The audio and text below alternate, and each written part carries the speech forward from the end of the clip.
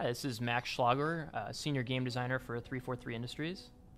And Joseph Staten, Senior Creative Director on the Xbox Publishing team, and I was the writer and creative director of ODST. All right, so first of all, I want to just talk quickly about how ODST slots seamlessly into the unified UI here. So in all of the areas that you were able to play campaign for any of the other titles, you can do the same for ODST. So much like Halo 2 Anniversary Multiplayer, it slots in under Halo 3, so you can quickly get to there for your campaign. Same with playlists. You can go under Halo 3 and click through and go through ODST. Briefly talk about some of the playlists that we've added here. So one of the interesting things about the way ODST is structured is that you've got a hub and a level kind of structure to it, which is a bit different from some of the other Halo titles. Mm-hmm. One of the things that we're able to do with the playlists is actually construct some, for example, that don't go through the hub, so you can play through the game from one level to the next. On the flip side, you also have the ability to play one of the playlists that is every iteration of Mombasa Streets from back to back. So you could see every city-state and play through each clue in order in that particular playlist. There's also a bit of variety in some of the other ones that highlight features, specific levels with vehicles or some of the more like arena-focused battles and things like that. That's cool. You see, I haven't seen any of this, so I can't wait to play that. That seems pretty awesome. Now let's go ahead and take a look at some of the missions here. So we'll start here with Kizingo Boulevard. Fun vehicle-based mission here. And much like the other titles, you can go through and turn on some of the meta scoring and time features here, which filter into the leaderboards for the game and give you kind of a social way to compete with your friends. One of the things that you'll notice quickly once you're in the game is how much smoother things look when they're running at 1080p and 60 frames a second. In particular, even just starting with the cutscenes, you'll notice a nice bump in the quality and the smoothness of them. Oh, I remember placing every one of those bullet holes on the wall and all those little spikes. Hey, where's the fight at? Take a guess, genius. The first version of that line was "Take a guess, dumbass." By the way.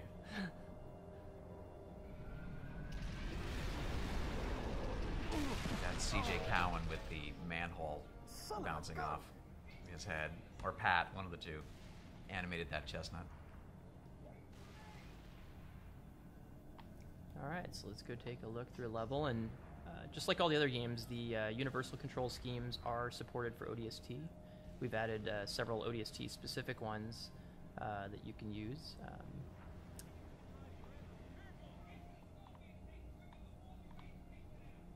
I like to drive tanks, so I might go take that. So clearly the design for this mission was, what would be fun is to take a Scorpion and roll it through a town and blow dudes up. And ODST really was, to a large extent, a hit parade in the various missions of the most fun things to do in the Halo sandbox. But there was something really fun about the tight environment here, and really being forced to use a Scorpion more as a precision weapon that was really, really enjoyable. I want you to shoot every lamppost because it's the one thing that's gonna. Oh, those blow up too. I forgot. See, two things to blow up. Okay, lampposts here. Yeah, let's take those out. Oh yes. Yes. There we go. Yes. So ODST was a pretty small team compared to the Halo 3 team, and one of my jobs on the game was to place garbage all around the city.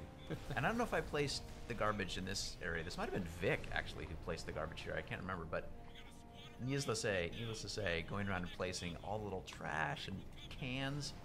I'm so glad that I can see it all now up-resed.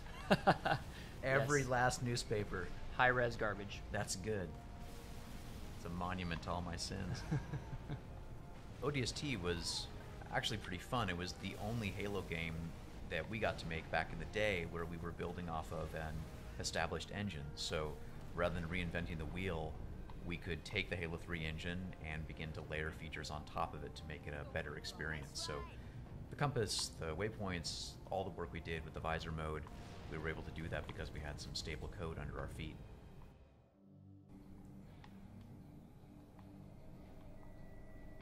Take a look at NMPD HQ, a bit of a different level than Kizingo. Yep, and absolutely, this is probably, well, at least one of my top 3 cinematics from the whole game. Because Romeo is such a complete jerk. Hey, rookie, you out A there? lovable jerk. Respond. That's an order. Give it up, Gunny. Even if he ain't dead, he's lost in that soup. Our comms can't. Yeah, we had one animator do all the cinematics for ODST for the most part, Pat, and he just rocked it. This was his first big job. And he did it all keyframed. It's pretty incredible. Bag she's on your 6. Hit the deck. We're losing her. Watch out! Ah! Mickey, Dutch! Status! All right, let's do this. One of the really fun things about ODST was exploring a city at all levels. And one of the design goals and art goals we had early on was to take players from the highest point of the city to the lowest point in the city. And this, of course, is the high point. But just being able to be up in the clouds and see the Halo world from a different point of view. Oftentimes in Halo games, you're traveling from one spectacular destination to the next, and you don't really have time to linger in one spot for too long. But that was really the hope with ODST, is by the time you were done with it, you really would feel like you had spent quality time in a city, learned about it, I don't know, gotten to a place where it felt familiar and a little bit like home by the time you were done. Home filled with thousands of mean, ugly aliens that you had to shoot.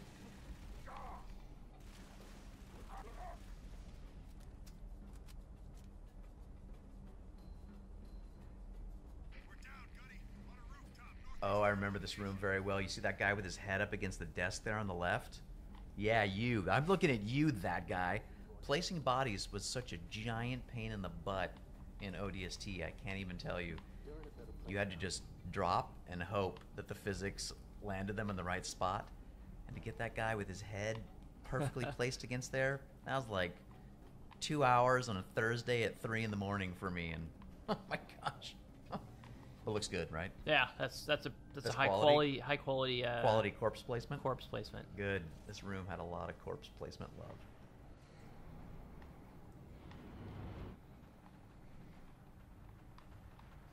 Oh yeah, this spot's good. There's lots of cool weapons here too. I think ODST, pound for pound, had more great Alamo encounters than any of the other original Halo games. Again, with limited geometry, you gotta get creative with reuse, but I think this spot in particular is a really good example of just how much fun you can have in a well-designed, tight space with fun toys and lots of bad guys to keep dropping in.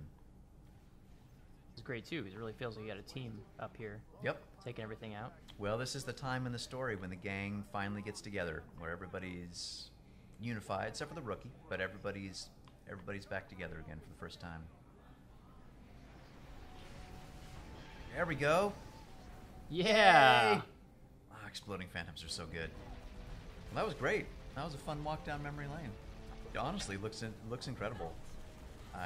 It's a real pleasure to have work that you did a long time ago made even better and prettied up. I think you don't get that a lot in this industry. You make games and the hardware goes away and the software gets stale and you don't get to enjoy them full stop, let alone get to see more beautiful versions of them. So it's great. It's a real treat. Looks awesome. You guys did a great job.